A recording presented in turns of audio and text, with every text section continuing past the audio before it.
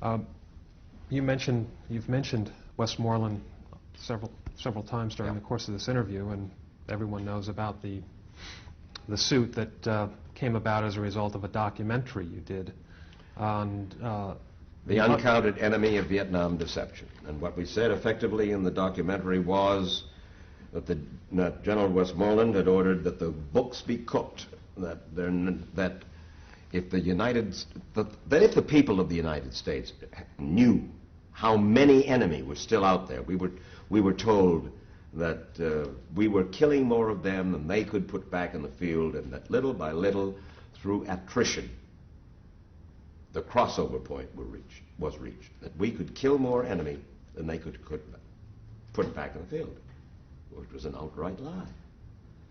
And a man from the CIA, Sam Adams, went out there, found out, got the documents, and came back and said on the air that there were at least double the number of enemy out there, and more coming down the Ho Chi Minh Trail. Westmoreland knew, in my estimation, Westmoreland knew that if the American people were to learn that that was going on, that they had this endless supply of men coming down, that the American people would be even more disillusioned and more anxious to get out of that war. And he thought that he could eventually win the war against even all of them that were coming down. And so what happened was that in the courtroom, in the trial, a man by the name of McChristian, Joseph McChristian, a general, a friend of Westmoreland, and his intelligence chief, said that what Westmoreland had done was simply wrong. His order, the man who Colonel Gaines Hawkins, who was the chief of order of battle there, said that what the general had done was dishonest. And in the courtroom, I'm sitting behind him. The plaintiffs are up here and the defendants are back here, and it was as though he had taken a couple of rounds in the belly. I mean, you didn't say that to the general. And finally, it was 5 months in the federal courtroom, and he finally pulled out, picked up his own tab. We didn't have to retract a word. We said that he was a patriot doing his duty as he saw it, and that thing... Ultimately, you were vindicated. I guess the question is, and there was a lot of debate about this at the time, was the documentary flawed procedurally in the way it was put together, some of the techniques that were used?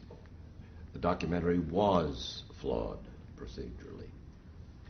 A man by the name of George Cryle, a friend of mine, then and now, and he knows that I feel this way, didn't let us know that he had avoided or evaded certain CBS News standards in putting it together. He had a thesis that he was set out to prove, and the thesis that he had was effectively accurate, but he did some dishonorable things along the way to putting the piece together.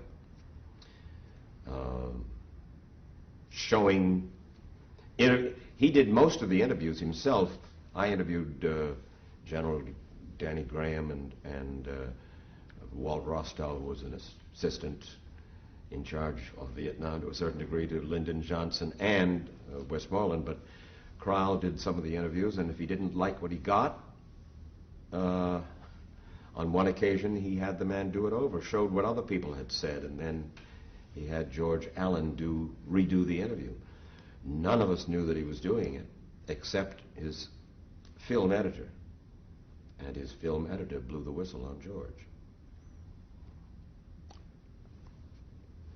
Raised hell inside the organization. I think during the trial, you became exhausted. I think you even spent some time in the hospital, if I recall correctly.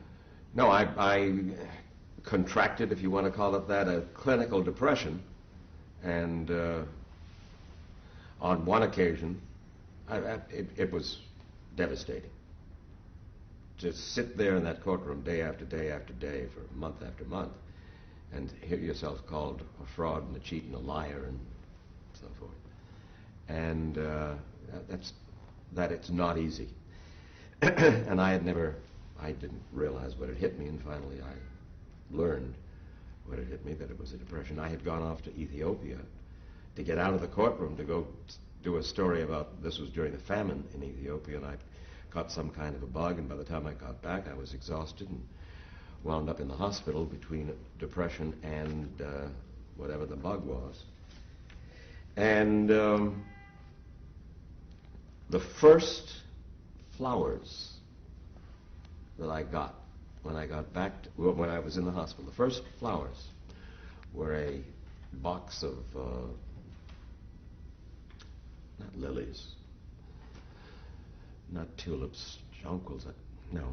In any case, some blue flower, a box of them from bulbs, from General William and Kitsy Westmoreland, his wife, which I thought was quite extraordinary.